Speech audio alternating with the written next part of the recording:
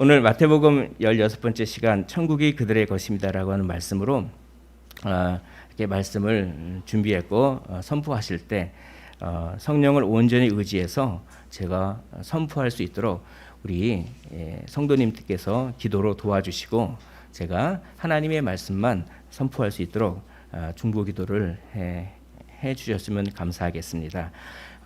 천국에 대해서 오늘 선포할 텐데 천국의 소망을 풍성히 받아 누리시는 시간이 되기를 간절히 정말 사모하면서 이 말씀을 준비했고 정말 천국의 놀라운 소망이 이제 이 이후로부터는 아주 충만해지고 아주 빵빵해진 그런 우리 모두가 되기를 주님의 이름으로 축원을 드립니다.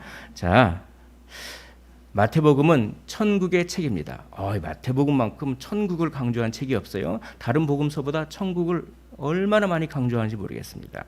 보면은 왜 그러냐면 로이드 존스에 의하면 이 마태복음을 기록한 목적이 올바른 천국관을 가르쳐주기 위한 책이다 그랬어요. 천국에 대해서 조금 잘못된 관점을 갖고 있었기 때문에 그들에게 올바른 천국관을 가르쳐주기 위해서 이 책을 썼다라고 말할 정도로 이 마태복음은 다른 복음서하고는 틀리게 천국을 강조하고 있습니다. 특별히 천국은 마치 무엇과 같으니 이런 말씀이 얼마나 많이 나오는지 모르겠어요. 13장 31절, 13장 33절, 44절, 45절, 47절, 20장 1절, 22장 2절. 이게 전부 한번 나중에 이 마태복음을 연구하는데 이 천국은 마치 무엇과 같으니 이 구절이 상당히 중요한 구절입니다. 여러분들이 볼펜을 드십시오. 그리고 이것을 한번 표시를 해보면서 나중에 한번 마태복음을 읽어보면 굉장히 좋을 것 같습니다. 자, 13장 아주 천국 비유가 집중되어 있습니다. 13장 31절에 겨자씨 비유가 있습니다. 13장 33절에 누룩 비유가 있습니다. 13장 44절에 보화 비유가 있습니다. 밭에 감추어진 보화. 13장 45절에 진주 비유가 있습니다. 13장 47절에 그물 비유가 있습니다. 그것뿐만이 아닙니다. 20장 1절에 포도원 품꾼 비유가 있습니다. 22장 2절에 혼인잔치 비유가 있습니다. 이것이 전부 천국은 마치 무엇과 같으니, 천국은 마치 겨자씨와 같으니, 천국은 마치 밭에 감추어진 보화와 같으니, 천국은 마치 포도원 품꾼들을 그렇게 부리는 그런 주인의 마음과 같으니, 이런 식으로 천국에 대해서 그렇게 강조하고 있습니다. 왜냐하면 가짜 천국 때문에 그렇죠. 유대인들은 가짜 천국관이 있었습니다. 무엇이냐면 군사적인 천국, 정치적인 천국, 인종적인 천국. 그러니까 그들은 유대인들만 잘 사는 천국이었어요. 그 유대인 메시아가 와서 로마의 이방인의 압제에서 풀어주고 유대인들만, 그리고 이방인이긴 하지만 할례를 받고 유대교에 종속된 그런 사람들까지, 그런 인종적인 천국, 그리고 물질적인 천국관을 가지고 있었는데 예수님은 그런 천국이 아니었습니다. 정말 가짜 천국을 버리라고 하는 것이죠. 오늘날도 가짜 천국이 얼마나 많은지 모르겠습니다. 어떤 게 가짜 천국일까요? 바로 지상 낙원을 건설하려고 하는 모든 이데올로기가 얼마나 가짜 천국인지 모르겠습니다. 무슨 좀 하죠. 무슨 나치즘, 파시즘, 무슨 좀 이런 것들은 다 이 지상에 인간의 힘으로 낙원을 건설하려고 했습니다. 이 이론으로 보면은 다 될 것 같아요. 마르크스의 자본론 같은 거 보면은 이론으로 보면은 다 잘 될 것 같아요. 그러나 지상 낙원을 건설하라고 하는 모든 것은 전부 폭력으로 끝납니다.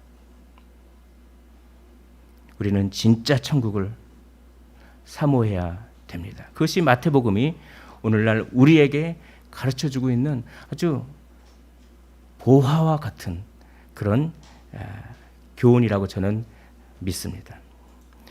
전혀 새로운 공동체가 있다는 것입니다. 이제는 혈통이 아니라 어떤 율법주의가 아니라 어떤 물질과 그런 정치와 군사적인 것이 아니라 전혀 새로운 공동체를, 전혀 새로운 천국 공동체를 만들기 위하여 예수 그리스도께서 오셨음을 마태복음은 특별히 강조합니다.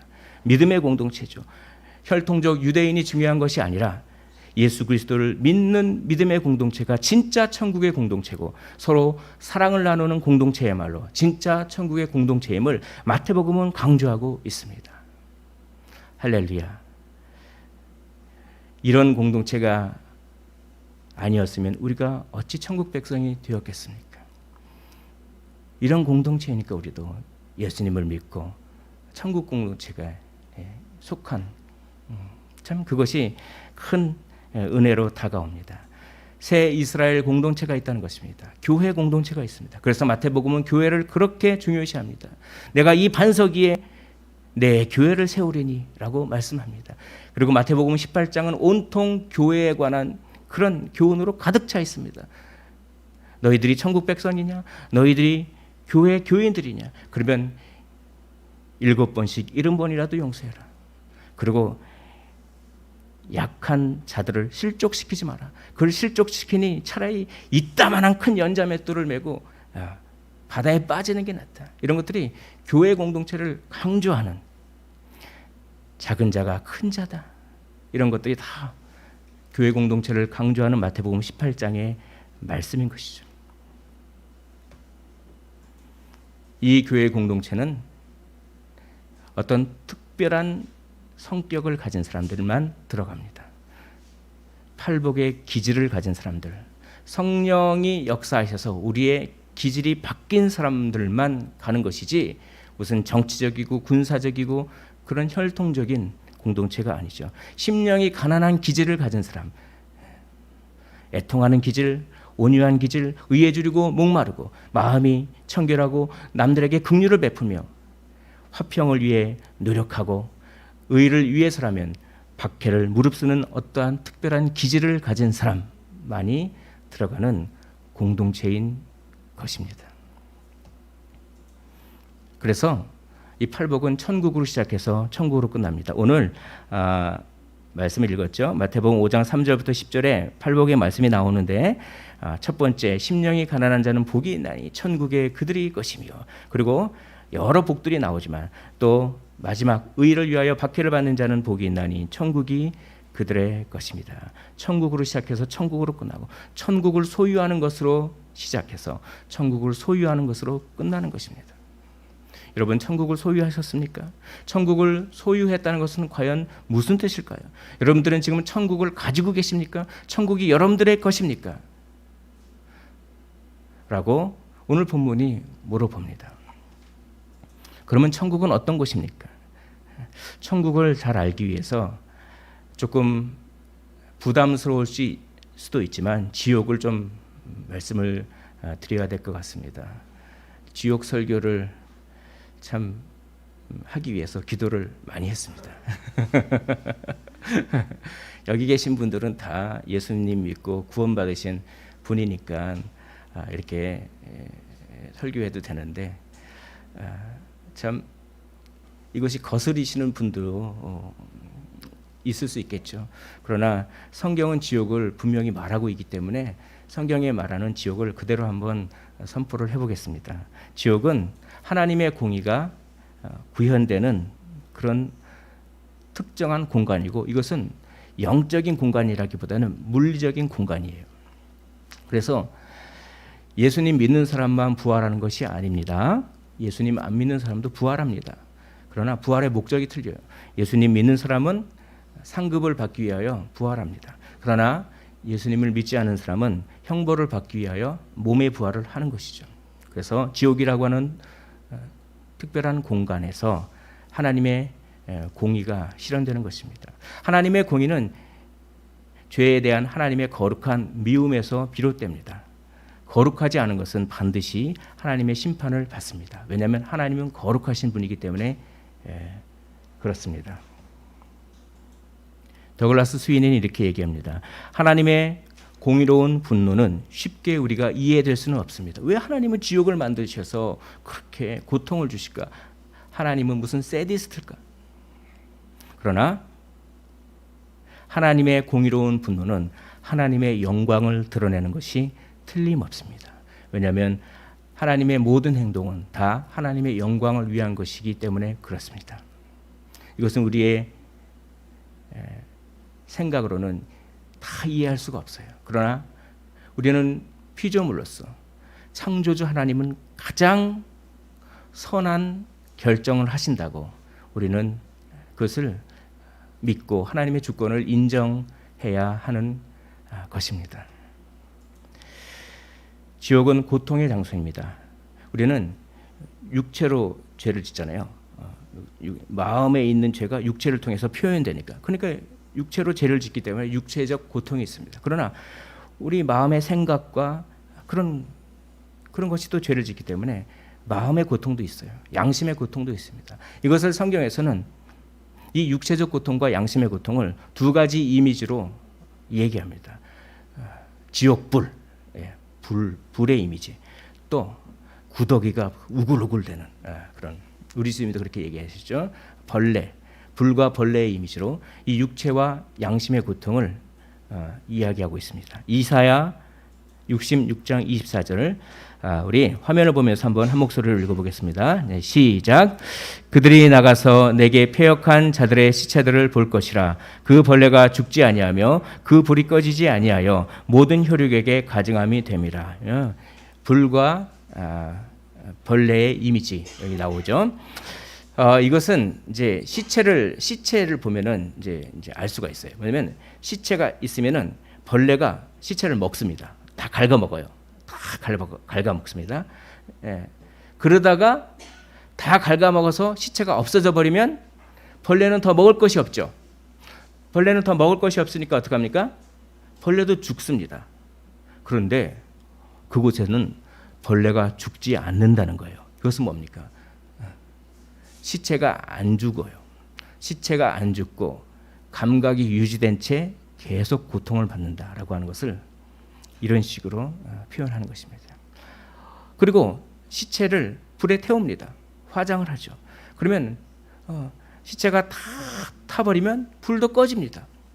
그러나 그곳에는 그 불이 꺼지지 않습니다. 시체가 안 죽는다는 거죠. 감각이 그대로 유지된 채 영원한 고통을 당한다라고 하는 것을 이렇게, 그 고통은 육체적인 고통이며 양심의 가책이 무한대로 증폭되는 그런 고통이라고 이렇게 이사야 선지자가 말한 것을 우리 주님께서 누가복음에서 또 인용하시는 것입니다.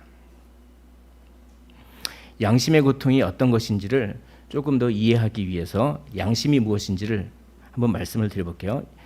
본성적 양심이라고 하는 것이 있습니다. 양심은 뭘까요, 여러분? 양심은 뭔가 좀 불편한 마음이에요. 뭔가 불편하잖아요. 무엇이, 왜 불편합니까? 자기 스스로 느끼기에 자기의 모순이 생길 때 불편한 마음이에요. 그게 양심입니다. 조나단 에드워즈는 그렇게 정의합니다. 자기 자신 속에서 어떠한 모순을 느낄 때 불편해지는 성향, 그것이 본성적 양심이에요. 그게 왜 모순을 느낍니까? 이런 경우에 모순을 느낍니다. 만약에 다른 사람이 자기에게 이런 일을 행했으면 자기가 엄청 화를 날 그런 일을 다른 사람에게 자기가 하고 있다고 느낄 때, 그때 양심의 고통이 오죠. 그때 불편해지는 마음의 성향이 있습니다. 그런 성향 가운데 본성적 양심이 있는 것이죠. 그런데 왜 불편합니까? 왜? 자기 모순을 느낄 때 왜 불편한 마음을 갖게 됩니까? 우리에게는 상과 벌의 감각이 있어서 그래요. 응분의 상벌의 감각이 주어집니다. 이것은 마땅히 상을 받아야 될 것이고 이것은 마땅히 벌을 받아야 될 것이다 라고 하는 감각이 우리 안에 하나님께서 일반 은총으로 주시는 것이죠. 이 상벌의 감각은 타락했습니다. 그래서 양심도 편견이 있고 양심이 무감각해지고 양심이 타락했어요. 그래서 원래 양심의 기능은 우리가 하나님께 어떤 일을 행했을 때 그것이 엄청난 고통이 있어야 되는데 선악과를 따먹은 이후로 우리가 부패되면서 양심 또한 많이 타락해서 무감각해집니다. 양심이 무감각해져서 마땅히 양심의 고통을 느껴야 되는데 고통을 못 느끼는 거예요. 그래서 자연인은 뭐 하나님에 대해서 저주를 하거나 그래도 양심의 고통을 못 느껴요. 그러나 최후의 심판 때는 달라집니다.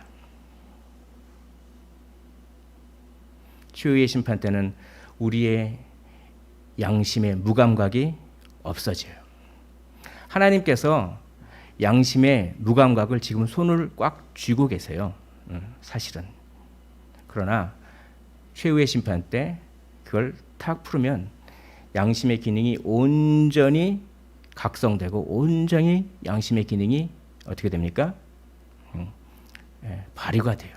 그러면 그때 엄청난 양심의 고통을 겪게 되는 것이죠. 내가 하나님께 했던 행동에 대한. 조나단 에드워즈는 이렇게 얘기합니다. 양심의 모든 무감각은 끝이 나고 양심은 완전히 발휘될 것이다. 그들의 양심은 심판주가 그들에게 내리시는 두려운 선고를 승인할 것이다. 그들은 그렇게 심한 처벌을 받는 것이 마땅하다는 것을 알기 때문에 그들을 정죄하는 데 있어서 심판주와 마음을 같이 할 것이다. 그래서 로마서에서 이렇게 얘기하죠. 핑계치 못할 것이다 라고 합니다. 양심이 각성돼서 우리가 그런 지옥 심판을 받는 것을 최후의 심판 때 인정하게 될 수밖에 없다는 거예요. 그러면 자기의 죄를 깨달으니까 이때 회개를 하겠네요. 그러나 회개하지 않습니다. 양심의 기능은 죄를 깨닫게는 하지만 죄를 깨닫는다고 해서 꼭 회개하는 것은 아니죠. 회개한다는 것은 성령의 은혜로만 회개할 수가 있어요.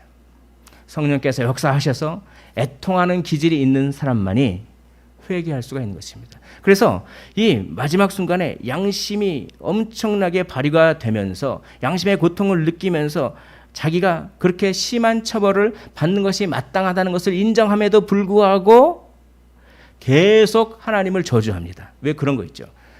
자기 죄를 인정하는데 회개 안 하고 계속 더 빗나가는 삐딱함 같은 것들, 그런 것들을 보이는 것이죠. 모든 사람들이 다 그렇게 마치 귀신과 같습니다. 귀신은 알아요. 귀신은 자기가 무적행의 심판을 받을 것을 압니다. 귀신은 예수님이 위대하신 하나님의 아들이라는 것을 압니다. 그래서 당신이 하나님의 아들이라고 하는 것을 복음서에 보면 귀신이 제일 먼저 고백했어요. 사람이 먼저 고백한 게 아니에요. 그러면 귀신은 예수님이 하나님의 아들임을 알고 자신이 무적행에 빠져서 심판받을 걸 알면 귀신은 회개해야 되지 않습니까? 그러나 회개는 못합니다. 왜냐? 회개는 성령께서 은혜를 주신 자만이 회개를 할 수 있기 때문에 그렇습니다. 그래서 귀신은 그걸 알면서도 회개하지 않고 당신과 내가 무슨 상관이 있습니까? 라고 하면서 나에게서 좀 떠나주십시오 라고 하면서 오히려 죄를 깨닫게 되자 더 대적하는 바로 그런 모습이죠. 그래서 지옥은 마귀의 정신을 가진 사람들이 모이는 곳입니다. 굉장히 공격적인 표현이지만 이것이 성경적인 이제 표현이에요. 어젯밤 여러분이 지옥에 가지 않은 것은 다른 무엇 때문이 아닙니다. 여러분이 눈을 감고 잠자리에 든 다음에 다시 이 세상에서 눈을 뜨게 된 것은 하나님 때문입니다. 여러분이 아침에 일어나서 지옥에 떨어지지 않은 것은 하나님이 손으로 여러분을 붙들고 있기 때문이지 다른 이유는 없습니다. 라고 하는 유명한 설교를 했습니다. 그만큼 무엇입니까? 아직 기회가 있다는 것입니다. 아직 기회가 있어요. 그러나 지금은 은혜 받을 만한 해요. 지금은 구원의 날이로다. 그 기회를 놓치면 하나님께서는 언젠간 하나님이 잡고 계신 손을 놓아버릴. 그러므로 조나단 에드워즈는 우리를 겁주기 위해서 이렇게 설교한 것이라기보다는 더 회개하고 아직 예수 믿지 않는 한 영혼을 더 불쌍히 여기고 그 영혼을 위해서 더 기도하고 그 영혼을 위해서 더 복음 전하는 것을 독려하기 위해서 이런 무시무시한 설교를 했습니다. 우리는 한 영혼이 잃어버렸다고 하는 그 사실이 좀 무감각해질 때가 있어요. 그러나 한 영혼이 잃어버린다고 하는 것은 너무나 무서운 사실입니다. 그러므로 우리가 그 영혼을 구원할 수는 없지만 최선을 다해서 그 영혼을 위하여 눈물로 씨를 뿌리고 복음을 전해야 되는 것이죠. 이렇게 지옥이 무시무시하고 비참한 것들을 알 때, 이 지옥과 정반대되는 천국에 우리가 살구나 하는 것이 더욱더 큰 은혜로 다가옵니다. 천국은 어떤 곳입니까? 천국은 실제합니다. 천국은 존재합니다. 성경 말씀에 천국은 분명히 존재합니다. 그러나 조금 더 보충적인 설명을 드리겠습니다. 우리는 성경의 말씀을 믿습니다. 천국은 존재합니다. 그러나 천국이 존재한다는 것을 또한 우리가 좀 보충적으로 몇몇의 사실을 통해서 미루어 우리가 짐작할 수도 있습니다. 이 땅에서 하나님의 일하심을 보고 선하심을 경험하면 이 땅에서 하나님이 이 정도 일하시고 우리에게 이렇게 선하시는 것을 경험했으면 뭔가 하나님의 일하심과 하나님의 선하심이 무한한 어떤 공간이 있겠지라고 하는 것을 우리는 미루어 알 수가 있습니다. 또 우리가 행복을 누릴 수 있는 능력이 있다고 하는 사실입니다. 우리는 행복감을 느끼죠. 우리가 어떤 조건이 충족될 때 우리는 만족감을 느끼고 기뻐하기도 하고 행복감을 느끼죠. 그러면 그 행복을 누릴 수 있다는 능력을 주셨다고 하는 것은 뭔가 그 행복을 충분하게 누릴 수 있는 어떠한 곳이 있다는 것을 전제하고 있습니다. 또 우리는 안식을 끊임없이 추구합니다. 이 땅에서 그냥 아무리 안식하려고 해도 계속 공허하고 이 땅에서 온전한 만족을 못 느껴요. 그렇지 않습니까? 그래서 중독 현상이라는 거 하는 게 있지 않습니까? 뭔가 계속 아쉬워. 그러니까 계속 하게 되고. 아이러니하게 우리가 이 땅에서 온전한 만족과 안식을 못 누려서 그 안식을 끊임없이 추구한다고 하는 그 사실이 뭔가 풍성하고 끊임없는 이 충만한 안식이 있는 곳이 있음을 전제하고 있습니다. 그것이 천국이에요. 에드워즈는 이렇게 얘기합니다. 하나님이 사람에게 행복을 추구하고 누릴 수 있는 이만한 능력을 주셨을 때는 이 행복의 용량을 다 채울 수 있는 어떤 선한 것을 염두에 두고 만드신 것입니다. 아우구스티누스는 고백록에서 이렇게 고백합니다.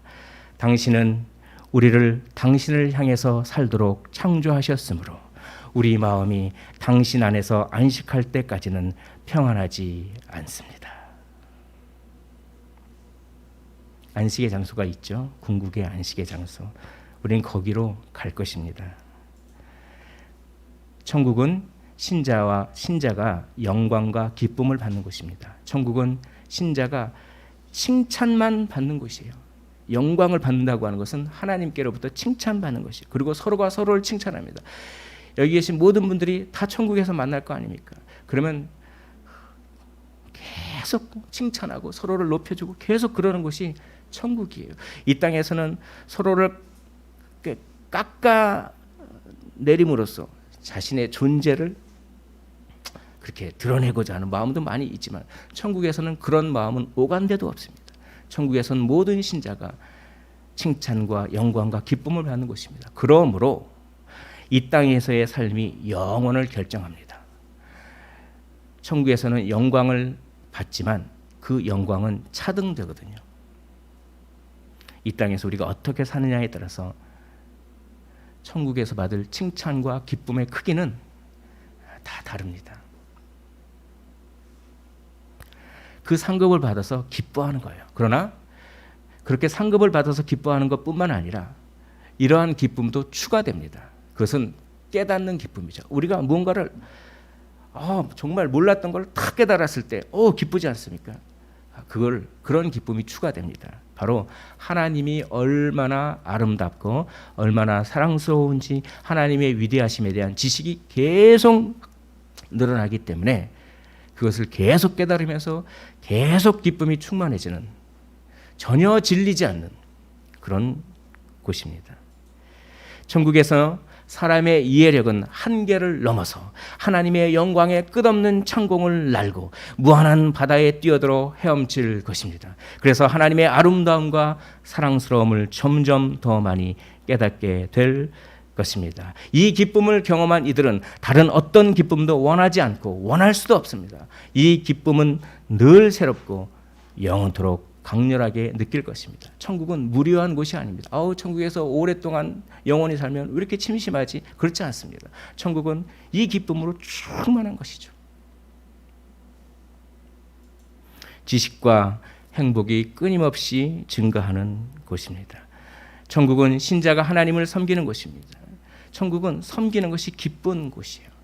이 땅에서는 섬기는 게 좀 싫을 때도 있고 억지로 섬길 때도 있고 기계적으로 섬길 때도 있지만 천국은 그렇지 않습니다. 섬기는 것 그 자체가 우리의 행복을 증가시키는 놀라운 곳입니다. 왜냐하면 하나님을 섬기는 것이 가장 의롭고 올바른 행동임을 천국 성도들은 알기 때문에 그렇고 천국 성도들은 가장 올바르고 의로운 일에 매력을 느끼기 때문에 그렇습니다. 이 땅에서는 옳지 않은 것의 매력을 많이 느낍니다. 이것이 옳지 않은 것을 옳지 않다고 하는 것을 알면서도 이상하게 그게 매력적이야. 왜 그런지 모르겠어. 이걸 하면 안 되는데 안 돼요 하면서 그렇죠? 그러나 천국은 그렇지 않습니다.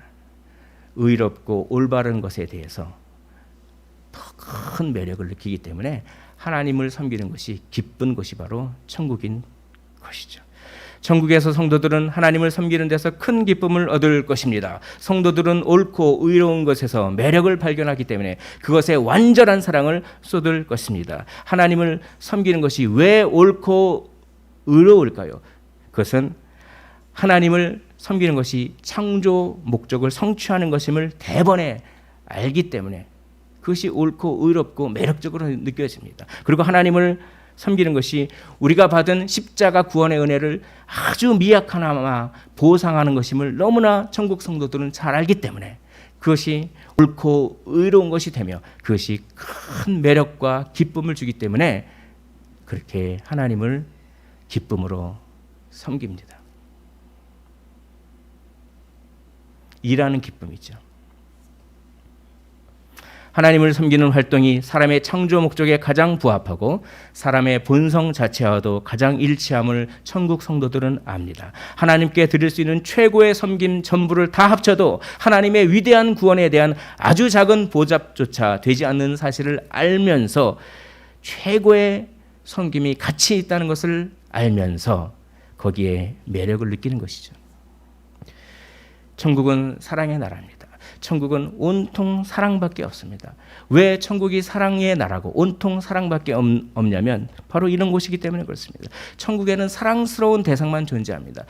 지금 이 땅에서는 우리를 불편하게 하고 우리에게 힘들고 어려운 마음을 주는 그런 사람들이 있잖아요. 그리고 저도 다른 사람에게 그런 사람이 될 수 있잖아요. 그러나 천국에서는 모두 다 사랑스러운 존재밖에 없어요. 천국에서 우리의 죄성이 없어지니까 다 사랑스러운 존재입니다. 그 사랑의 나라예요. 너무나 기쁘지 않습니까? 우리가 하다못해 마음 맞는 친구 몇 명만 모여도 얼마나 기분 좋아요. 내가 하면 하는 친구가 여러분들 계시지 않습니까? 그런 친구랑 오래 못 만났는데 어떻게 스케줄이 맞아가지고 그 친구랑 딱 만났을 때 그 만남에 기쁨이 있지 않습니까? 내가 하면 해줄 수 있는 친구. 그러나 천국에서는 모든 사람들이 그것보다 더 친밀한 그런 곳이에요. 천국은 사랑의 오염이나 약함이 없습니다. 우리 이 땅에서의 사랑이 오염될 수 있습니다. 그리고 사랑이 처음에는 아주 강했다가 시간이 지나가면 사랑이 점점 약해지고 뭔가 사랑이 무료해지고 그럽니다. 그러나 천국에는 그런 것이 없습니다. 천국에는 사랑의 오염이 되지 않고 사랑이 약해지지 않고 점점 사랑이 증가하는 곳이 바로 천국입니다. 왜 그러냐면 천국에서는 시기와 질투가 없기 때문에 그렇습니다. 천국에서는 사랑받는 자가 잘 되는 것이 사랑하는 자의 사랑의 음식입니다. 그러므로 사랑받는 자가 더 잘 될수록 사랑의 잔치는 더 커지게 됩니다. 이 땅에서는 시기심과 질투심이 들어옵니다. 그래서 누가 행복한 것이 나의 불행이 될 수가 있습니다. 그러나 천국에서는 다른 사람의 행복이 나의 행복을 증가시킵니다. 또 천국에서는 아까 영광의 차등이 있다고 했죠. 그렇다고 해서 높은 지위에 있는 자들이 아주 잘 되는 것이 천국에서 낮은 지위에 있는 성도들의 행복을 감소시키기는커녕 오히려 더 증가시킵니다. 그들의 행복이 나의 행복이기 때문에 그렇습니다. 이게 천국의 세계관이에요. 또 높은 영광의 자리에 있는 자들은 교만하지도 않고 남들보다 더 겸손하며 낮은 지위에 있는 사람들보다 더 많이 섬깁니다. 왜냐하면 높은 영광의 자리에 있는 사람들은 더 예수님을 닮기 때문에 더 겸손하고 더 많이 섬기는 것이죠. 천국에서는 그러면 나는 어떻게 되는 거지? 라고 하는 생각이 하나님의 자녀를 전혀 괴롭히지 않습니다. 이것이 포도원 품꾼의 비유입니다. 아니 어떻게 하루 종일 일한 사람하고 1시간밖에 일하지 않은 사람하고 똑같은 봉급을 줘. 이 비유의 핵심은 우리에게 괴로움을 주는 목적을 가지고 있어요. 이것은 어떤 천국의 관점으로 이것을 보지 않으면 이걸 세상 관점으로 이걸 어떻게 짜맞추려고 하면 절대로 안 됩니다. 이 비유의 핵심은 너희들은 어떤 마음을 품고 있느냐. 만약 너희들이 하루 종일 일해서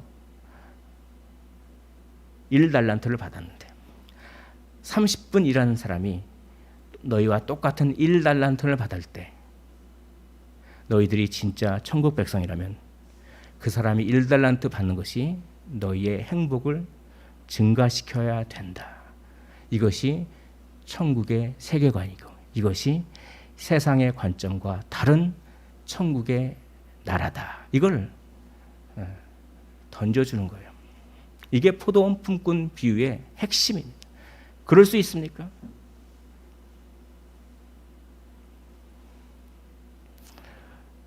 이 땅에서는 잘 안 되지만 저 사랑의 나라 천국에서는 바로 그렇습니다. 우리는 그런 곳이 기다리고 있습니다. 거기서 다른 사람의 행복이 나의 행복을 증가시키며 나의 행복이 다른 사람의 행복을 증가시키고 그 행복이 다시 나의 행복을 증가시키며 나의 행복이 다른 사람의 행복을 또 다시 증가시키며 그 증가된 행복을 보며 나의 행복이 또 다시 증가되고 그래서 행복이 계속 증가되는 놀라운 사랑의 나라. 그것이 천국입니다. 여러분, 우리는 예수 그리스도를 믿음으로 말미암아 이 천국을 소유했습니다. 이 천국에서 영원히 우리 주님과 함께 사랑하는 성도들과 함께 우리는 영광스러운 삶을 살게 될 것입니다. 오, 천국은 얼마나 평온한지요. 누가 이 평화의 달콤함을 표현할 수 있겠습니까? 폭풍우가 몰아치는 세상, 교만과 이기심과 시기와 악의와 경멸과 조롱과 전쟁으로 가득 찬 이 세상을 지나서 도착하게 되는 천국의 평화와 안식은 얼마나 놀랍겠습니까? 여러분, 사람들이 안식할 곳을 찾지 못하며 독사와 해로운 것으로 가득 차 있는 크고 두려운 광야를 통과해서 젖과 꿀이 흐르는 땅인 가나안에 들어가서 누리는 안식은 얼마나 놀랍겠습니까? 여러분, 우리의 인생은 광야와도 같습니다. 우리의 인생을 살다 보면 너무나도 두려운 것도 많고 지치게 하는 것도 많고 힘든 것도 많고 슬프게 하는 것도 많고 배신감도 느끼고 사랑도 못 받고 그러나 천국 소망을 가진 사람은 이 광야 같은 세상을 다 지나가면 사랑의 나라, 천국이 기다리고 있습니다. 거기서 누리는 안식은 얼마나 놀랍겠습니까? 천국을 갈망하십시오. 천국을 소망하십시오. 그리고 힘을 내시기를 간절히 원합니다. 천국 소망이 우리에게 힘과 위로와 용기를 주는 그런 놀라운 능력이 있음을 믿으시기를 원합니다. 그 천국 소망으로 우리의 삶을 용기 있게 살아가시기를 원합니다. 그것이 바로 천국을 소유한 자의 삶입니다. 천국은 그들의 것이며 천국을 소유하는 삶은 어떤 삶입니까? 그것은 궁극적으로는 바로 이것입니다. 저 천국에서 영광과 칭찬과 기쁨과 사랑의 상급을 받는다는 것이 궁극적으로 천국을 소유하는 삶입니다. 그러나 이 땅에서는 천국을 소유하는 삶이 좀 다릅니다. 이 땅에서는 천국을 어떻게 소유합니까? 이렇게 소유합니다. 소망을 포기하지 않는 형태로 삶의 소망을 포기하지 않고 삶의 소망을 지켜내는 형태로 이 땅에서는 천국을 소유하는 삶이 되는 것이죠. 천국 소망을 통해서 천국 소망을 바라보면서 의로운 소망, 즉 하나님의 말씀을 순종하려고 하는 의로운 소망을 지켜내는 것입니다. 아니, 이거 다 필요 없어. 내가 말씀을 순종해봤자 내 인생이 변하는 게 하나도 없어. 라고 그 말씀을 지키고자 하는 의로운 소망이 흔들릴 때, 다 포기하고 싶을 때, 아니야. 천국이 기다리고 있어. 이 땅에서는 쉽게 변하지 않아도, 이 땅에서는 외롭고 힘들고 어려워도, 이 땅에서는 가난하고 지지리 못나도 그래도 천국이 기다리고 있어 라고 하는 천국 소망을 통해서, 그래서 내가 하나님의 말씀을 지키려고 하는 의로운 소망을 버리지 말아야지 라는 형태로 천국을 소유하는 삶을 살게 됩니다. 마귀의 전략은 소망을 빼앗는 것입니다. 그래서 스스로 포기하는 것이 현대 사회의 마귀의 전략입니다. 그래서 얼마나 이것도 포기하고 저것도 포기하고 무슨 포기 세대 뭘 포기하고 그런 게 얼마나 많습니까? 우리는 소망을 빼앗기지 않는, 소망을 잃지 않는 전쟁을 해야 합니다. 어떻게 해요? 히브리서 11장 16절에 이들은 더 나은 본향을 사모하니, 그들은 천국을 소망했습니다. 여기보다 더 나은 본향이 있다고 하는 것을 사모했습니다. 그것을 생각했습니다. 그것을 흠모했습니다. 그것으로 박해를 이겨냈습니다. 그것으로 목이 잘리고 톱으로 그렇게 막 켜 죽임을 당하고 동굴에 갇히기도 하고 창으로 찔리고 칼에 배임을 당하고 해도 더 나은 본향을 흠모하는 것으로 그것을 이겨냈습니다. 또 어떻게 우리는 소망을 빼앗기지 않을 수가 있을까요? 요한복음 4장 14절에 내가 주는 물을 마시는 자는, 내가 주는 물은 그 속에서 영생하도록 솟아나는 샘물이 되리라. 우리는 우리 스스로 물을 만들 수가 없어요. 우리는 주님이 주는 물을 받아 마시는 존재입니다. 주님께 물 달라고 하십시오. 주님 목마릅니다. 주님 목마릅니다. 물을 좀 주십시오. 소망이 없어져 갑니다. 포기하기 일보 직전입니다. 낙심이 나를 짓누릅니다. 저에게 물 좀 주십시오 라고 우리는 해야 합니다. 천국 소망에 대한 요구를 하는 것이죠. 기도를 하는 것이죠. 여러분, 삶의 어려움 속에서 천국 소망을 요청하십시오. 오 주님, 채워 주옵소서. 나의 잔을 높이 듭니다. 그럼 우리 주님께서 채워주실까요? 채워주십니다. 우리 주님은 우리를 너무나도 사랑하시기 때문에 채워주십니다. 우리에게 소망으로 채워주십니다. 우리를 얼마나 사랑했든지 우리의 잔에 천국 소망을 채우시기 위해 자신의 잔에 하나님의 진노를 채우셨습니다. 우리의 잔에 천국 소망을 채우시기 위해 자신의 잔에 지옥의 멸망을 채우셨습니다. 우리가 받아야 할 멸망을 대신 받아, 우리가 당해야 될 양심의 고통을 대신 당하시고, 우리가 당해야 될 육체의 고통을 대신 당하시고, 불과 벌레 속으로 십자가 사랑을 지고 들어가셨어요. 그러므로 그분이 그렇게 우리를 사랑하기 때문에 그분께 오 주님 채워 주옵소서, 힘이 듭니다, 넘어질 것 같습니다, 소망을 주시옵소서라고 기도하면 우리 주님 우리를 그렇게 사랑하기 때문에 천국 소망을 주시고 힘과 버텨낼 능력을 우리에게 주실 줄 믿습니다. 천국을 소유한 사람은 천국이 그들의 것입니다 라고 하는 그런 사람은 어떤 사람입니까?